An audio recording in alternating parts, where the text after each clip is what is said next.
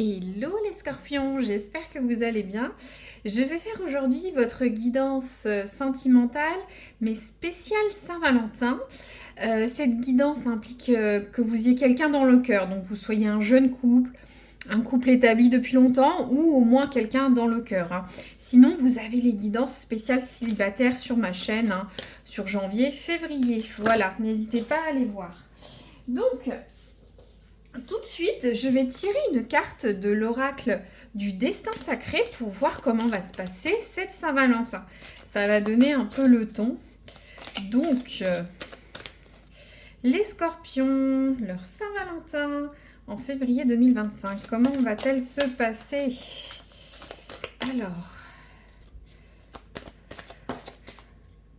Alors, on a cette carte du chaos guérisseur.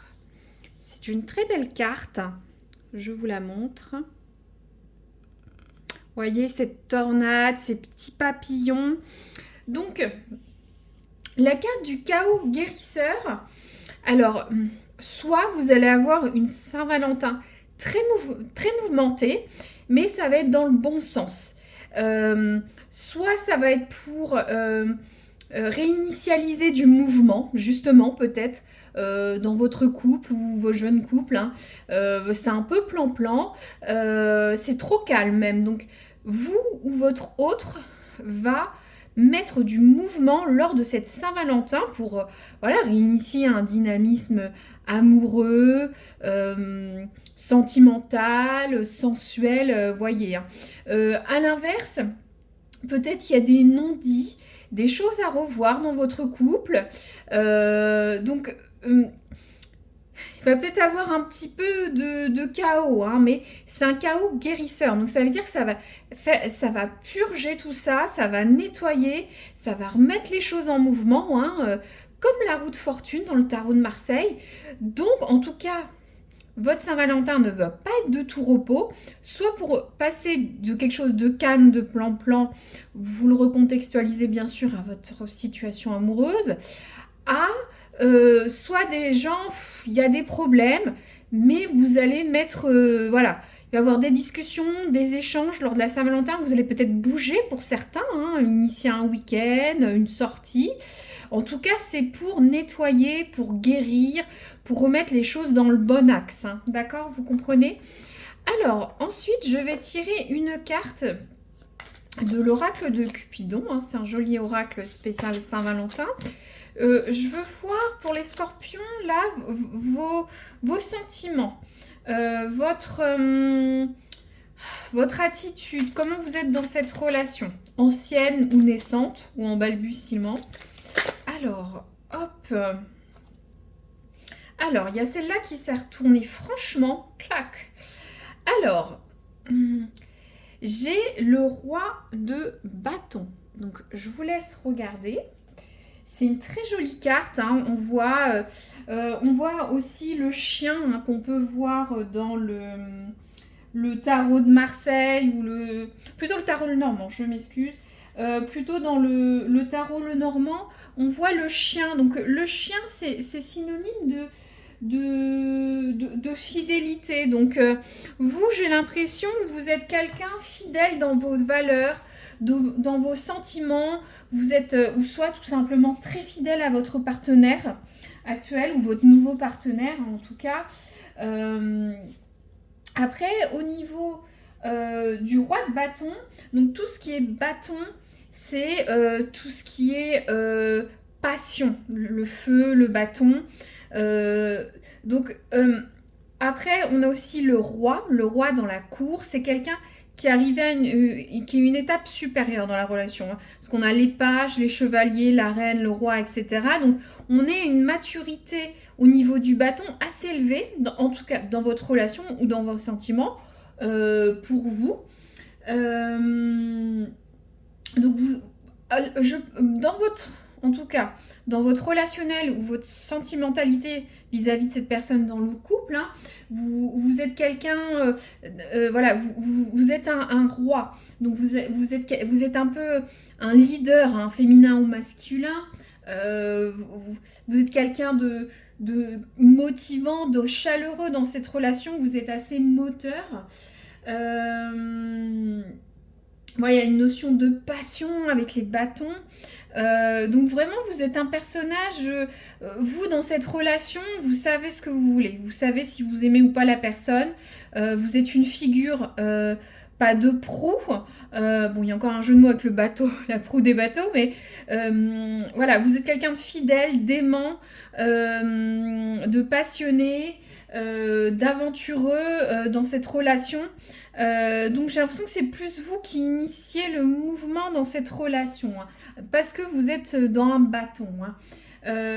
Qu'est-ce que je pourrais vous dire d'autre? Je réfléchis dans ma guidance. Ouais, voilà, vous êtes motivant, quoi. Vous êtes une figure de proue, voilà. Je sais pas trop quoi vous dire d'autre, mais je pense que vous comprendrez ce que je veux dire via cette carte, hein. C'est une très belle carte, le roi de bâton. Donc on est dans la passion. Moins dans le romantisme, dans les couples, mais dans la passion. Alors, vous êtes motivant, les aventureux, aventureuses. Voilà.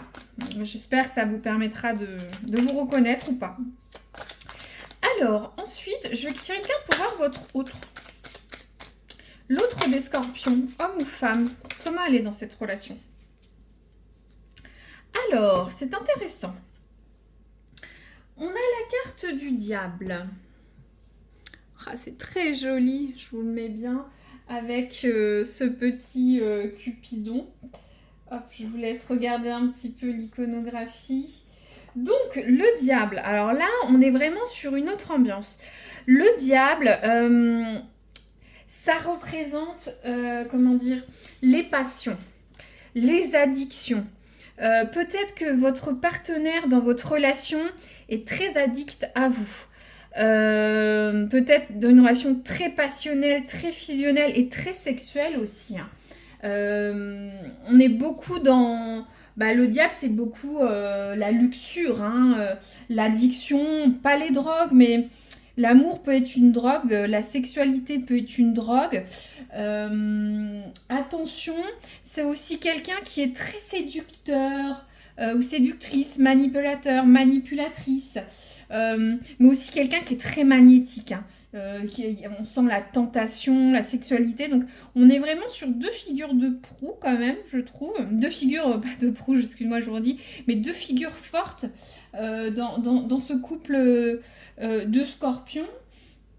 Attention quand même qu'il n'y ait pas trop de déséquilibre, hein, parce qu'il peut y avoir certains penchants.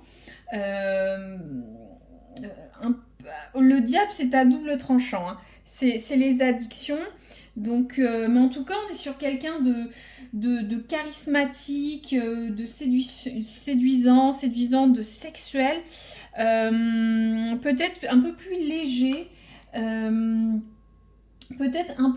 léger, que vous dans la relation.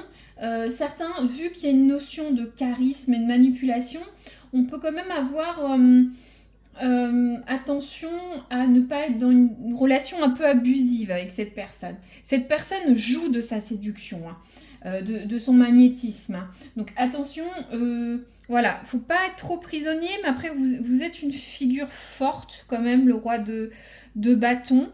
Mais bon, ou soit quelqu'un qui est un peu matérialiste, ça peut être aussi. Mais bon, on est quand même sur une guidance positive de la Saint-Valentin, mais je vous le dis, hein, ça peut arriver une personne matérialiste. Là, hop, j'ai pas fait mon attention, mais je vais tirer une carte pour voir comment va évoluer cette relation ou comment ça va se passer sur les prochaines semaines, hein, pour ceux qui sont en couple depuis longtemps ou les jeunes couples. Alors, les scorpions, leurs amours. Alors, on a la carte de l'empereur. Hop, je vous la montre. Donc, c'est pareil, on est sur une figure assez forte, hein, l'empereur. J'espère que vous voyez bien. Il semble que oui. Donc, l'empereur, on est sur une une notion, je vous dis ce que c'est la carte, on va débriefer. On est sur une notion de personnes avec du pouvoir, de l'autorité, une certaine discipline, hein, c'est l'empereur. Hein.